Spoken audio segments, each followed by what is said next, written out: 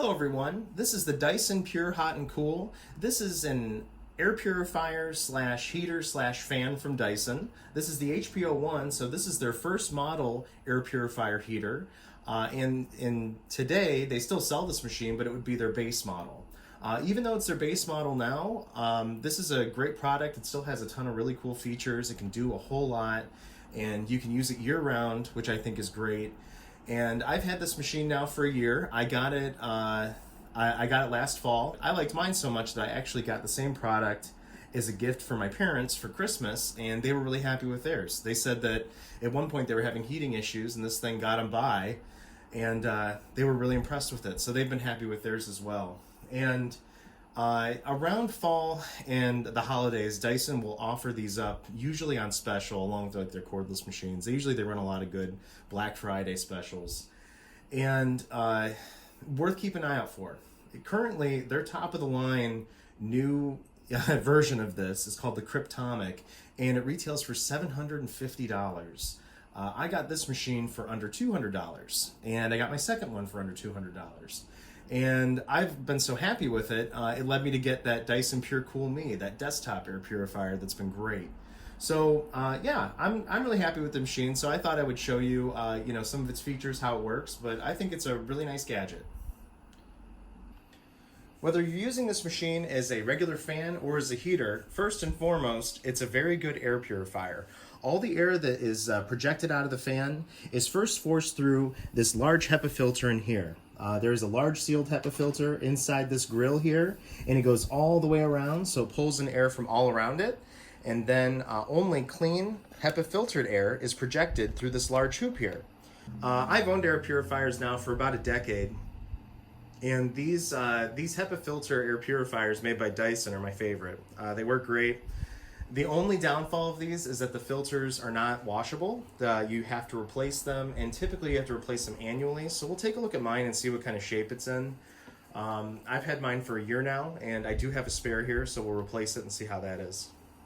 Setting up the fan is extremely simple. It comes fully assembled, and unlike the Dyson Pure Cool Me, another Dyson fan that I own, the cord on this one is permanently attached, and it doesn't have a massive power supply on the end of the cable. So you just plug it in, and you're ready to go.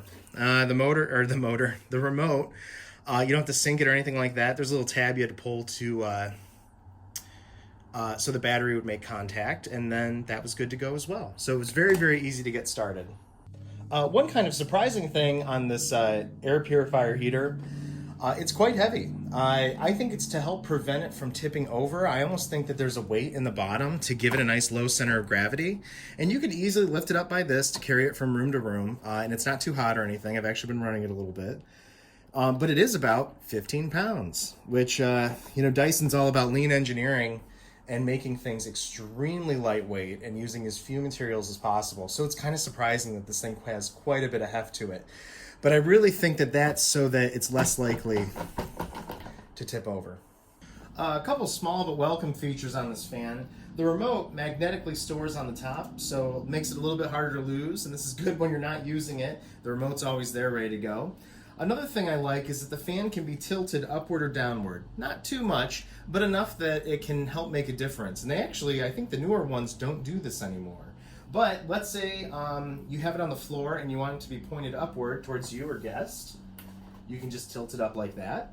And that might make just enough of a difference where it's going to be really comfortable for you if it's sitting directly on the floor.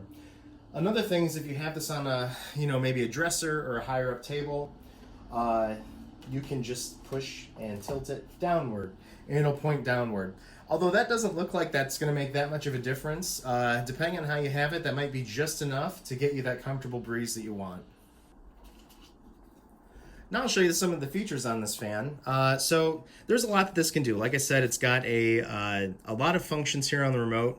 When I gave this as a gift, I asked them, I was like, please try out everything so that you understand all the neat stuff that this can do, because there's a lot it can do. So we'll just start at the top. On the fan unit itself, there's actually only one button. It would be the same as hitting this power button here, and that turns it on. That's it. If you hold down that button, you can adjust, you can turn on the heater and adjust the temperature, things like that, but it's very basic. You really kind of need the remote to get the full use out of it. And there's a few different things you can do.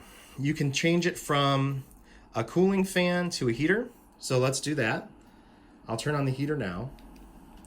When you hit that red button, that just turned it on. Now you can see it's set to 70 degrees. If I hit the heater button, if I hit that, it'll adjust the temperature. And I think you kind of have to have it pointed. You do. You have to have it pointed at the heater itself. So we'll set it to 75. And then this is the same with the fan or the heater. You can raise the speed. So right now it's only on 1. And you can raise it all the way up to 10. That's cool because most of my fans I've had for years have been 1 or 2 speeds. This one's 10. I do like that about Dyson fans a lot. If you hit this button here with the left and right arrows, you can adjust the oscillation. Dyson's high-end versions of the same machine now can rotate almost in a complete circle. This one I believe is just 70 degrees, but it's not bad. It does the job. And if you have this placed correctly in a room, it'll quickly cool down or heat up an entire room without issue. I'm going to go ahead and change this over to just a cooling fan. As you can see, it increased quite a bit in noise. As a fan, it can move a lot more air. Just go ahead and turn that down a little bit. Okay, so one other cool feature at the bottom here, you've got 2 different ways that you can have it project the air. You can either have it spread it out pretty wide, or you can have what's called the jet focus.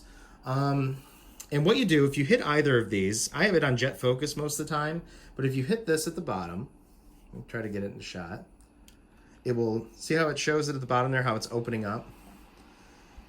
And what that does, it's kind of hard to tell, there's actually 2 areas that air can project on this. It can either project out the back here, or it can project out the front. And it's kind of doing, it's definitely coming out the back right now. But if I change this to the jet focus, you can kind of hear it change sound.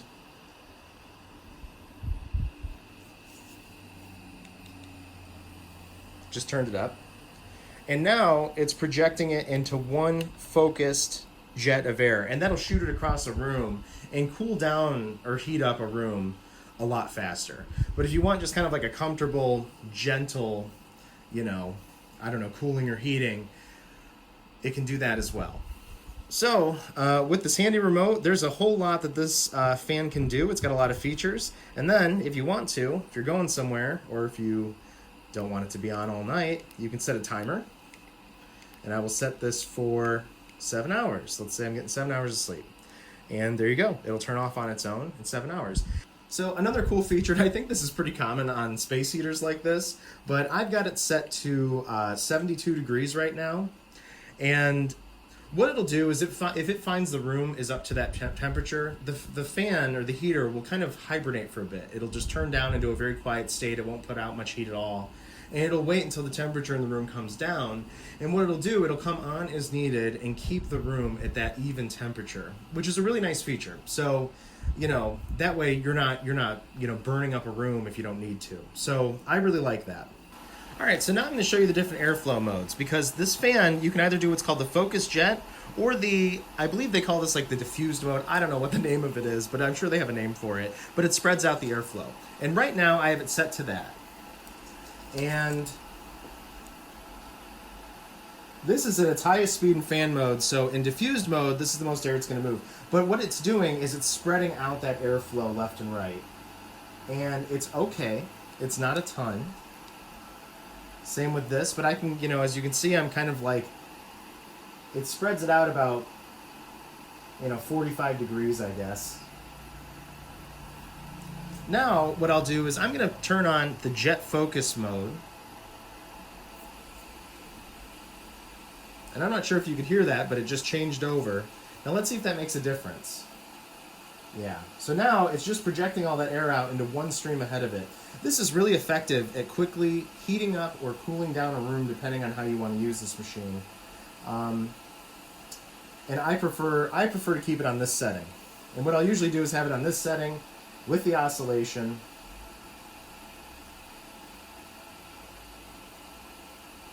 As you can see, that moves a nice amount of air. But if I go off to the to either side like I could in the diffused mode, that stops. It's not moving air nearly as much. But there you go. So what I typically do is I'll have the oscillation on, and then that jet does a nice job, evenly cooling or heating a room. So really, it does all the things it's supposed to do quite well.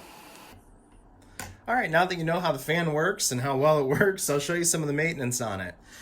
The only thing you really have to worry about, it does get dusty. Before I did this, I did wipe it down. It was a little dusty, but the cool thing, since there's no blades, you can get in everything pretty quickly.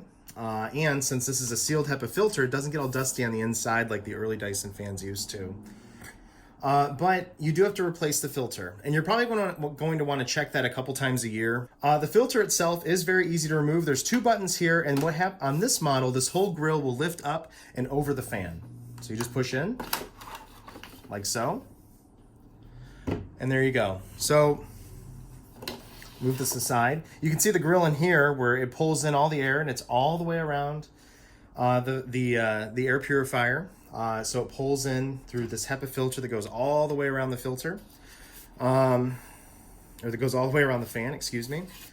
Now that I've removed the grill and filter assembly from the fan itself, the filter just slides out of this. And to do that, there are 4 grooves here where you can get in and you can kind of press down on the filter, and it's locked in, so this might take a little bit of strength.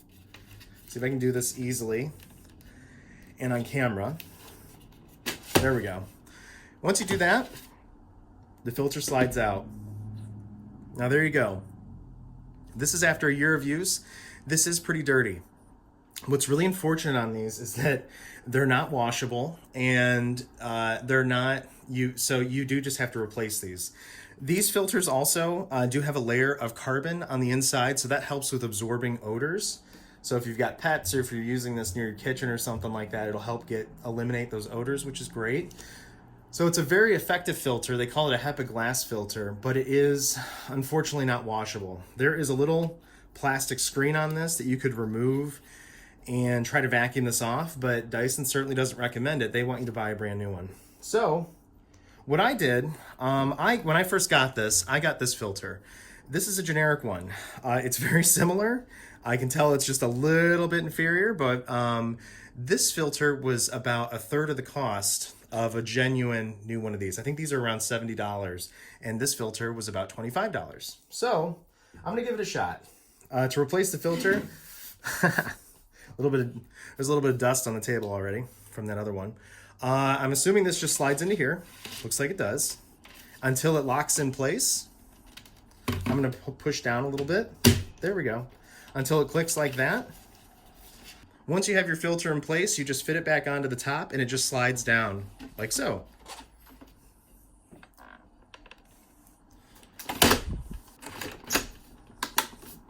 And then you click it in until it firmly clicks into place. It did take a second for those to actually lock in, but there you go. That's it. And then from there, there's a little bit of dust from the old filter. So that filter, I think it was ready to be replaced. For me, it didn't stink, but it lasted about a year. So once it's time on this model, Dyson always made this very, very easy. So that's always welcome. So there you have it. This is the Dyson Pure Hot and Cool. This is a model HP01. Although this is their baseline air purifier heater, this machine is loaded with a lot of great features, and I'm really happy with it. I like that I can use this thing year-round. It's a great air purifier regardless, but it's an excellent portable heater, and it's a very good fan. So I'm very happy with this product. It's got a lot of features, and it can do those things very well.